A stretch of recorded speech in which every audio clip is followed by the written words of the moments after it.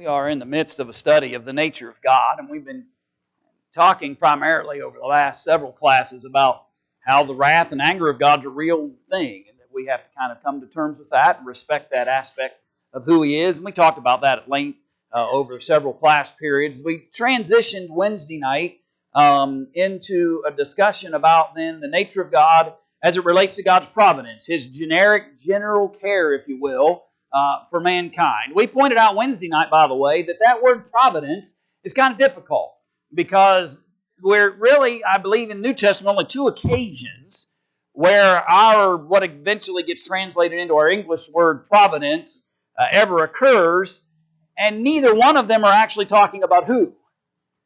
God. Okay, and neither one of those texts are actually talking about God in those narratives. So you get a little bit of a picture of what a definition of providence is by looking at those things, but you won't really get a very good image of how it directly relates to God. Really, the only way to get to understand how it works as it relates to God is to just watch the general care of God work and how it is that He describes how He functions and works among men. And so that's going to be our continued study this morning. I'll show it to you on the screen if you don't have the outlines in front of you.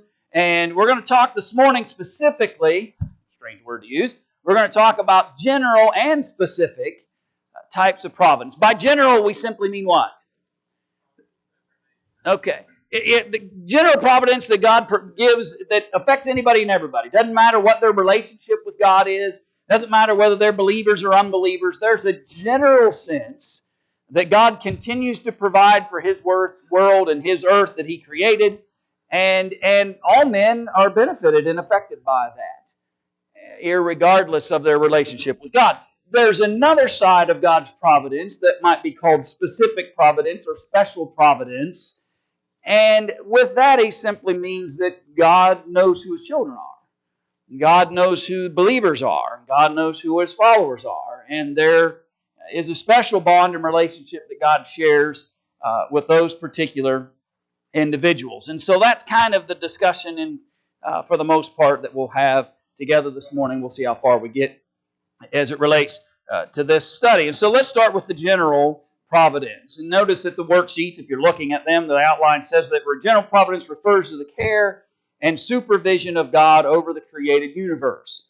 Notice Colossians 1:16 and 17. All things were created through and for Him, referring to Christ. And He is before all things, and in Him all things consist. God didn't just throw this world into existence and then step back and say, let's see what happens. God created the world, number one, in a manner in which that it could sustain itself for as long as He desired for it to sustain itself. He set things in motion in the right ways that allow for man to exist upon the earth and continue to do such as long as God desires for that to happen. And there's plan and design and purpose behind the way that God created this world and us. And so when you think about God's creative power, it wasn't just His ability to actually create, but it's His ability to create and then maintain and control and affect and purpose from that point forward. And all things center around whom, according to Colossians 1? All things center around Christ, whom He created these things. Now, just quick little Bible refresher here.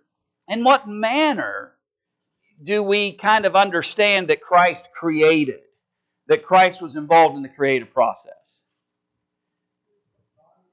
Okay, so number one, we can talk about the fact that He was with God when it happened. And so in those Genesis accounts seem to imply that let us create man in our own image. And so there's a collective understanding of all the person of God as it relates to that. How else? Okay, John 1's a great text, right? Because John 1 says, in the beginning was the Word, and the Word was with God, and the Word was God. And then the Word became flesh and dwelt among us, and we called His name Emmanuel. How did God create? He spoke. He used words. God spoke this world into existence. Who's the Word? Jesus is the Word. And so He's literally there, let us, Genesis account, He's there in the power of God's verbal Word. Because Jesus is described in John 1 as the Word that comes forth from God. So when you think of the creation and you think about the sustenance and the sustaining power that God has as it relates to this world, don't think of it as God the Father only. It's not just God the Father only that affects creation. Jesus is there every step of the way. And let's go with one further. And He is before all things, and in Him all things consist. Everything hubs and centers around Jesus the Christ. There's nothing that happens or has occurred or will occur or might occur that isn't centered around Jesus. And the natural processes that God spoke into existence that have maintained and sustained vegetation and animal world alike, as Psalm 104, 10 through 14 illustrates. And sometimes when you begin to think about how God sets certain things in motion, it can become somewhat overwhelming. Because now we're left wondering, is this something special or specific God is doing, or am I falling under just some kind of general purpose that God has? Where do certain things fit? And the answer to that, by the way, as we talked about Wednesday night, is not always known. We have to be careful where we kind of assign the work of God, because we may not necessarily be right. Sometimes we may not know the manner in which God is providing and sustaining and affecting the world in which we live. Notice he said there later in that same paragraph, the Lord's sovereign rule over this earth means that whatever the Lord pleases, He what? He does. Psalm 135, 5 and 7. In other words, we can't always affect God, right? God isn't there for us to control. God is there for us to request His favor. God is there for us to request His assistance. God is there for us to recognize that He cares and loves and provides. All of that is true. But there's a difference between petitioning God, requesting of God to benefit or help or aid in something, and controlling God. And what we sometimes want is we want the ability to control Him. Now, we won't necessarily verbalize that, right? We don't go around saying, I want to control God. But the manner in which we request, and maybe even in the manner in which we respond to His answers, sometimes shows whether or not we're trying to control Him or just legitimately requesting and letting God be sovereign in how He answers and responds to those things. Because that's hard. That's the hard part, right? Because when it comes to the providence of God, the hardest part is when we don't know why God didn't do something we thought He should. Now what? Now what do I do? Because I thought God should have responded to this. He should have reacted to that. This situation never should have occurred. Why didn't God intervene? And we begin now to want to take on the sovereignty that only belongs to the Creator. And we've all been there. We've all been there. Where we're struggling because we don't understand why God's responses or lack of responses happen in certain circumstances. And that's where we've got to let faith dominate and relinquish sovereignty to whom it belongs. And that's in the hands of God. Go ahead, Jim. Jesus also came on the earth at that time, showed His power over nature and life. Yeah. And all of these things kind of are evidence of where is our faith really at. Faith is revealed through the fire. And faith, sometimes our greatest acts of faith and our greatest acts of virtue as it relates to our service to God are often shown not when things are great, but when we're challenged and when we're having difficulties and when we're struggling with how God's responding or not responding to our request. And then we really have to dig deep and determine in our minds that, what kind of person of faith am I even when I'm not getting the kinds of responses and reactions from God that I might be desiring. And those are real tests of faith that we all experience from time to time. Go over into Acts chapter 14 for a moment. Let's look at this statement of Paul. Acts chapter 14 and verse 17.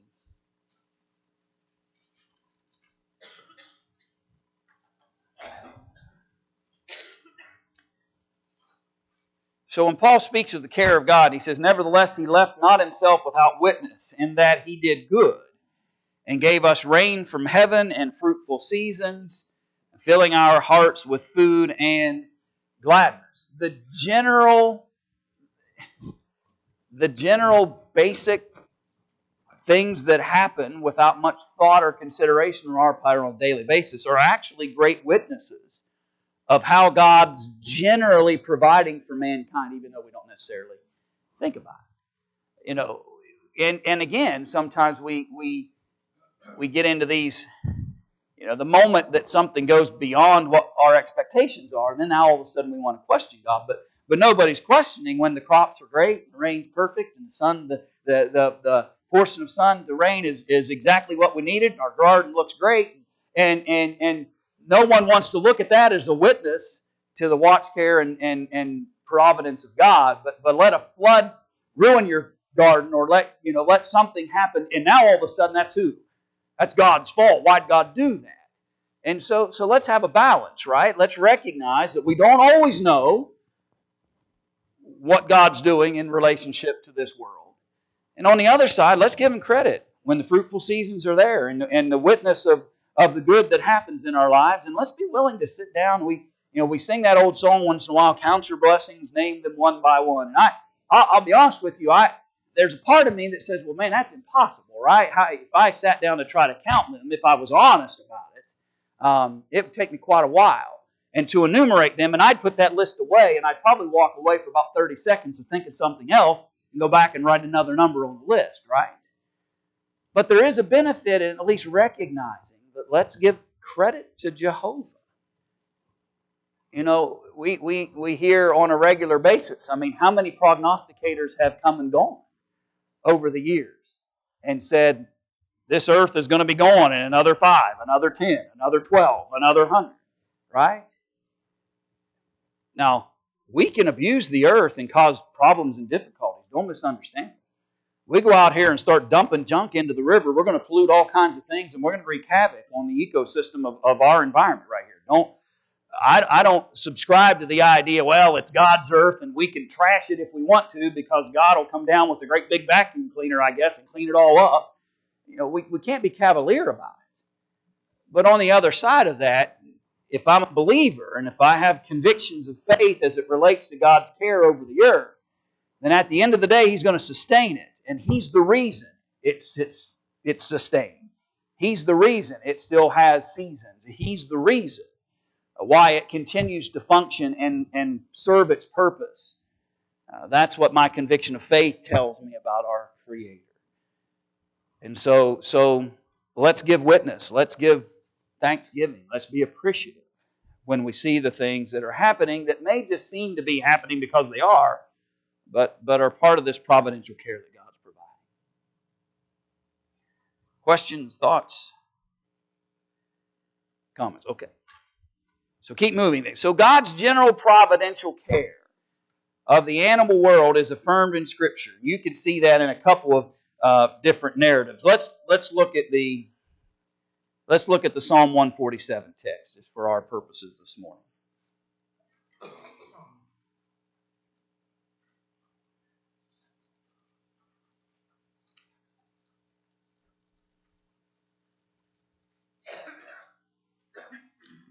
Brain went blank for a second. Imagine that. By the way, 1,056 years from the time of Adam till the time Noah was born.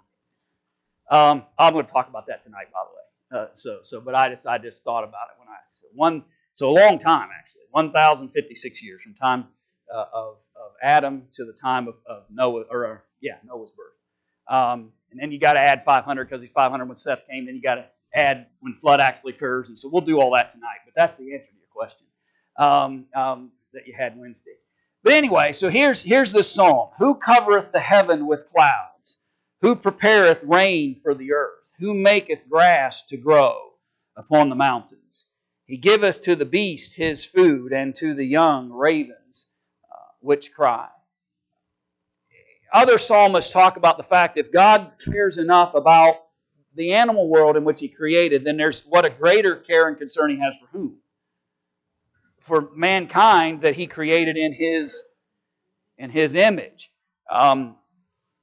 I've said this before, but it's worth repeating, in particular for young ears to appreciate this, and we've got our junior high school class in here with us today because Dave got stuck behind. The oil company had his road completely blocked off and he couldn't get here. But we're continually bombarded.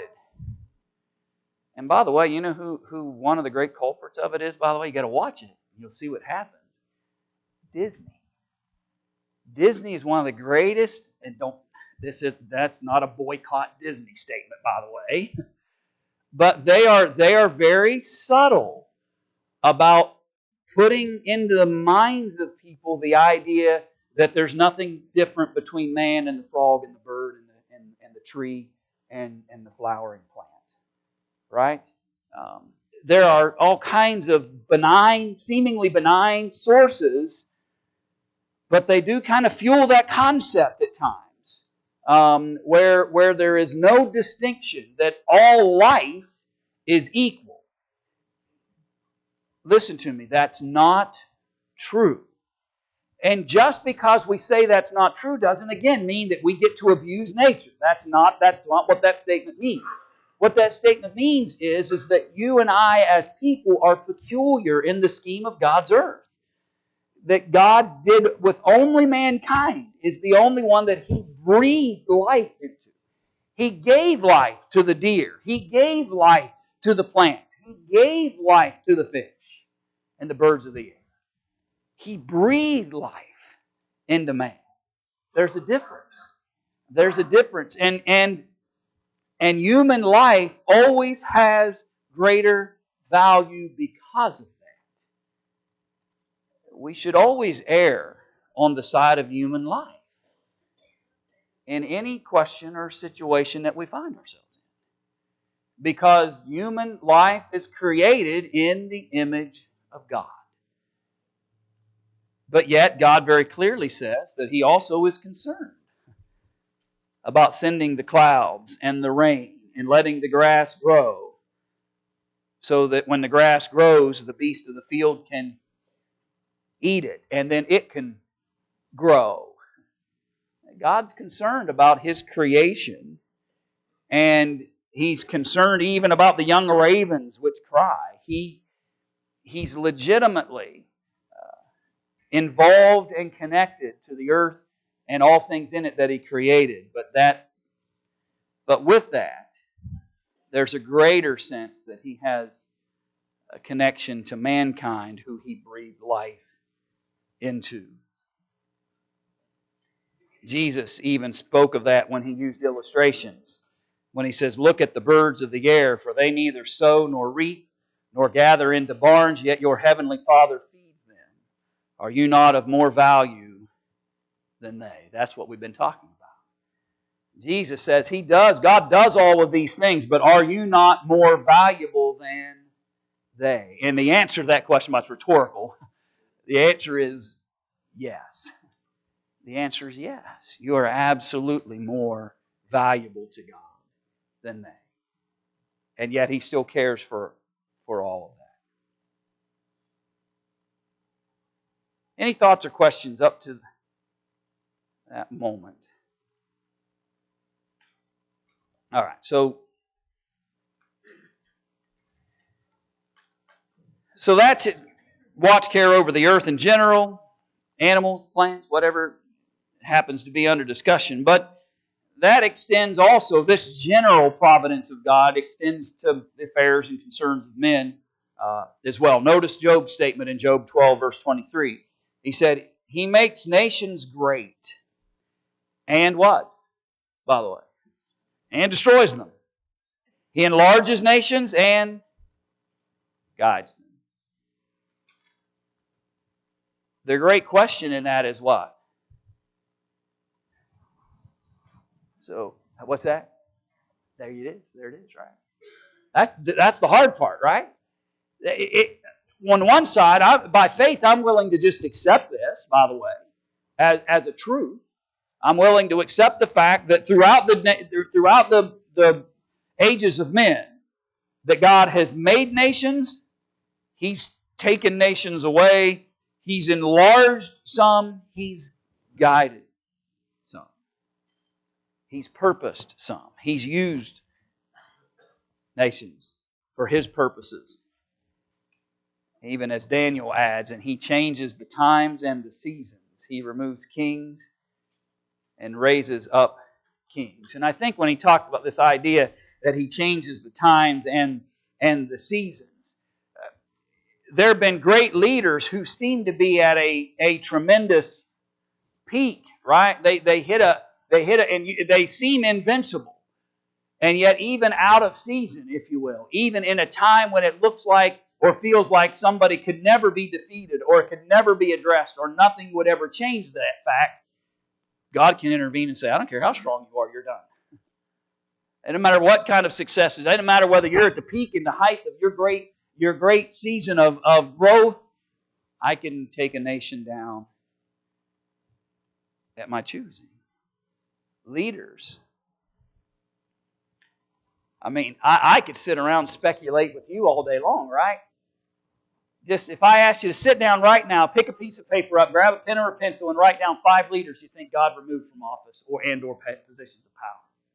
Now, we know some biblically, right? We could go to those real quick.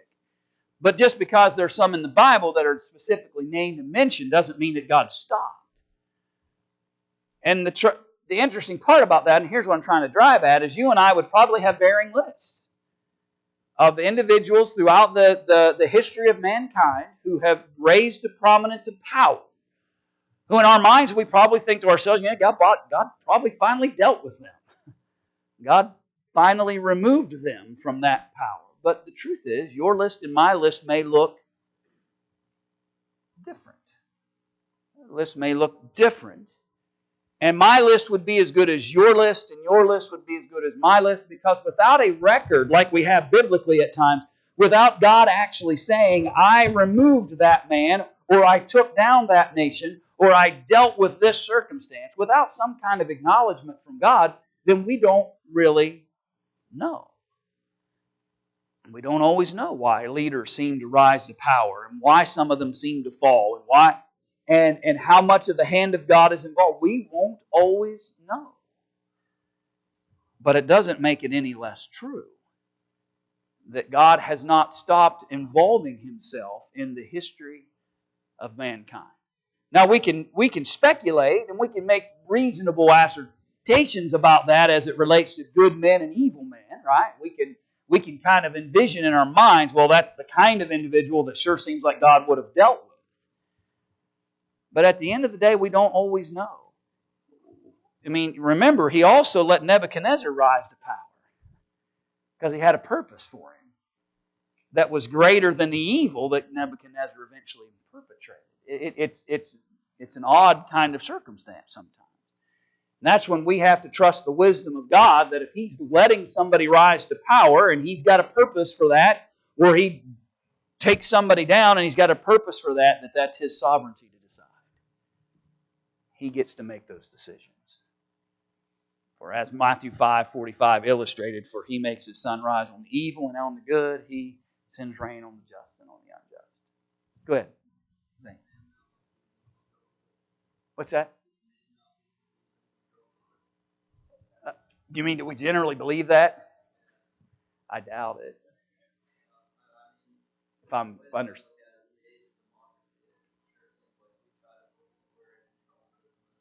Yeah. Yeah.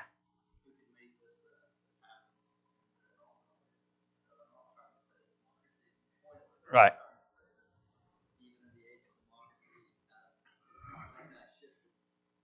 Yeah. Yeah. It hasn't changed. And I can't vote and or elect. I almost said to Trump God, but that would have been horrible. But I can't. You understand what I'm saying? You can't we can't assume that we've got so much power that we, if we just elect the right guy, we could even supersede what God wants from a nation or decides for them. And I do think that's a mistake. I think we can become so confident, if you will, maybe even borderline arrogant in our thought processes, that literally we have power even above the sovereignty of God. And that's never going to be true. I'll come back to you, Gary. You're okay. Yeah, yeah, and right, and all of that's interconnected. The more we have belief and faith in me, the less I put in God, and the more I think I can control these environments more than I should think.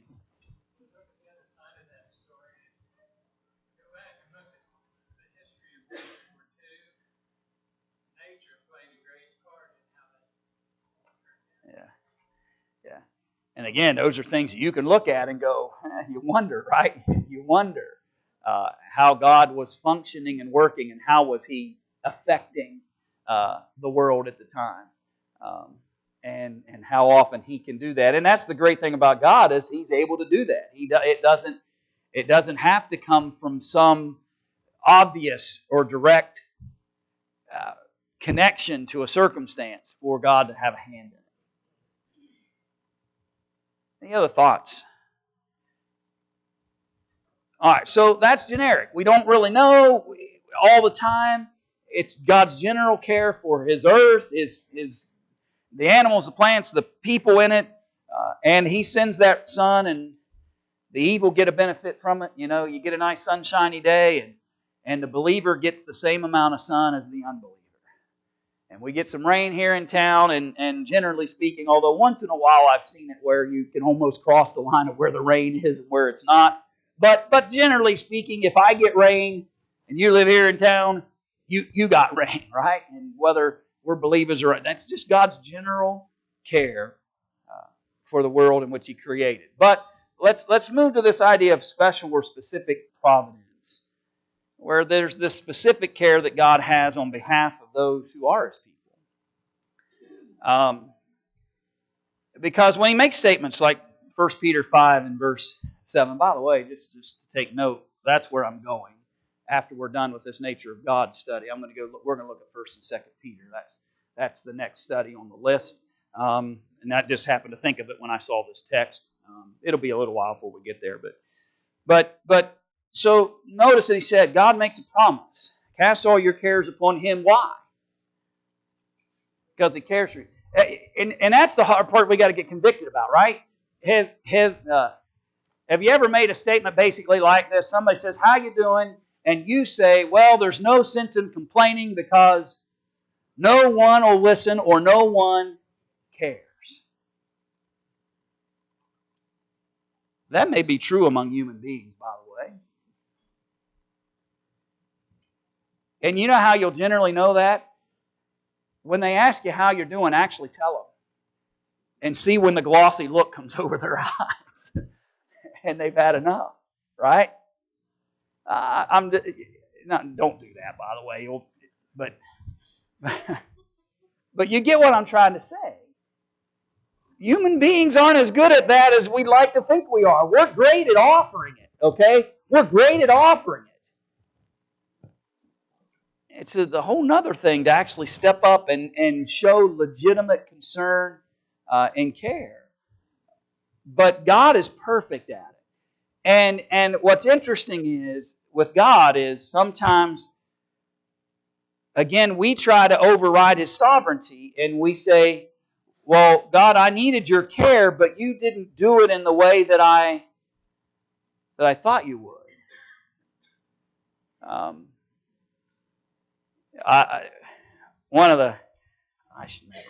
I almost told you something I probably shouldn't. I'll think of something else later to illustrate it with. But there are times where we're willing to, we see a situation or we see a problem, but we're kind of unwilling to become the solution to it.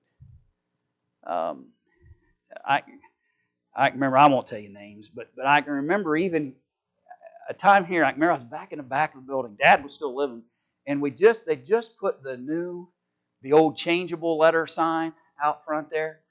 And it had been blank for about a week and a half or so after they put it up. And somebody came in and complained to Dad about nothing being on that brand new sign they put out there. And Dad handed him the box and the pole to put things on the sign.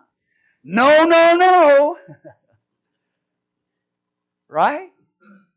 We show a concern, but the minute then I have to be engaged in it, now all of a sudden that's a different story. It's a different picture. God doesn't work that way. When you put your cares before God, He's legitimately concerned about us. And we might not always know how or why or the manner in which He interjects Himself. But we should trust that He is engaged. Cast your cares upon Him, for He cares for you. I might throw my concerns around among humanity and not get much response or assistance or aid from that, but I can get legitimate strength and help when I reach out to God. Notice that He said there out of Psalm 37, the steps of a good man are ordered by the Lord. He delights in his way. Though he fall, he shall not be utterly cast down, for the Lord upholds him with His hand. God wants to be part of our lives. God wants to be very specifically and specially connected to us. And our faithfulness and our dedication and our honoring of that relationship will never be wasted. It will always keep us in the care and concerns of a God who's in control of much more than we often give Him credit. Man's biggest problem is he gets to the point he thinks he knows more than God how to do something. Yeah. And that's the hard part to overcome sometimes. And again, that's why I said we have to be careful when we're putting our cares before the Lord and we're expressing our concerns before Him, that we're also not trying to define the manner in which He should address those things. Sometimes our responsibility is to cast the cares upon Him and let God be God in that moment. But that's hard. We don't like to do that. We don't like to relinquish control.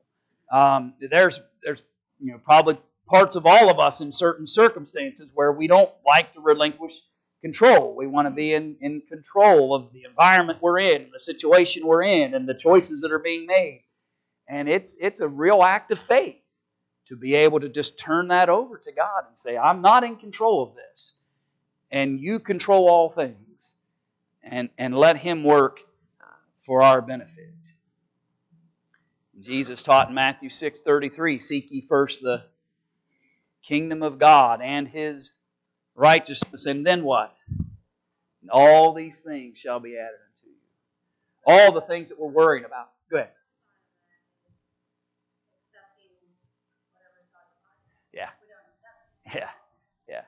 Yeah. We're and it's true of all of us at times, Judy. Where we're good with God so long as He's choosing and deciding in connection with my will, and that's backwards. Our relationship with God has to be me putting my life in connection to His will, and sometimes that may mean accepting. I may not understand it. I may not know what the long-term purpose for it is. I may not know how God's going to make this work to my good.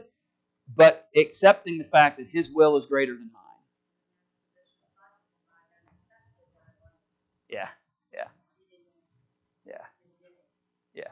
We just didn't like the response. And so long as I'm willing to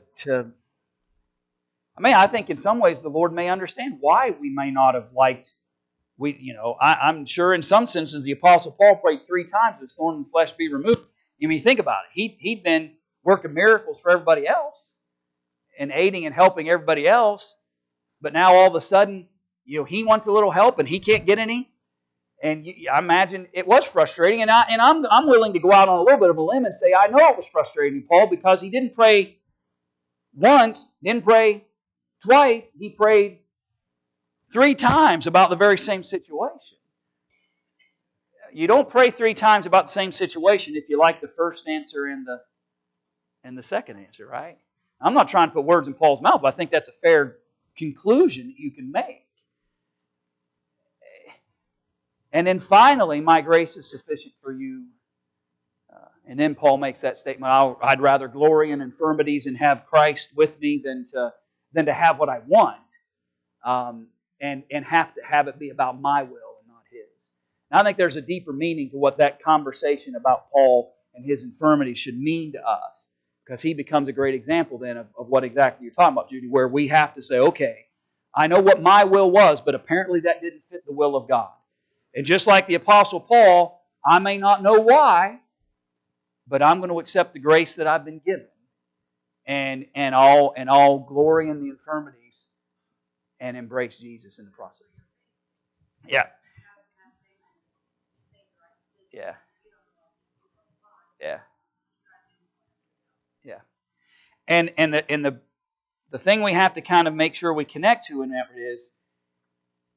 is to get out of the human thinking about it, because what's happened to us is we've trusted people at times, and they haven't lived up. So we said, okay, I don't know whether that's the right thing or not, but I'm going to let your thought, and then it backfires or something happens, and then we start attributing those frailties and failures to God, and He doesn't think and act that way. And we just have to trust that, and that's hard. It's hard to commit to that,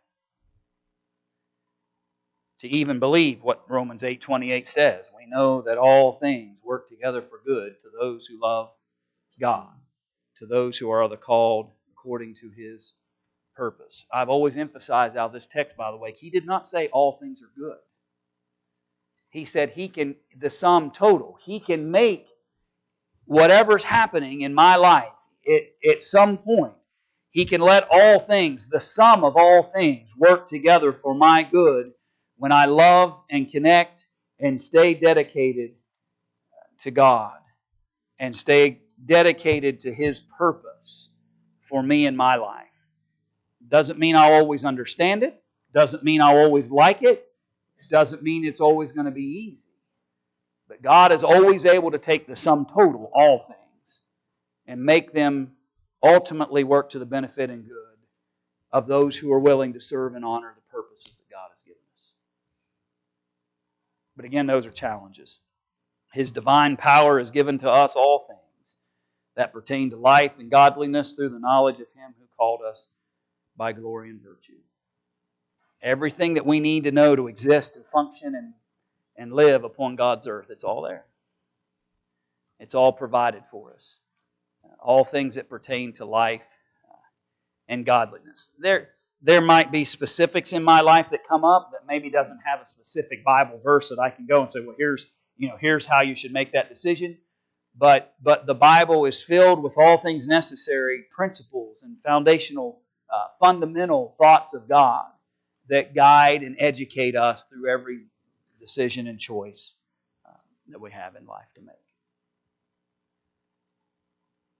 I'm going to stop there. Bell should ring in about 10 seconds. But I don't want to jump into another section and then it's going to ring on us. So we'll stop there for this morning.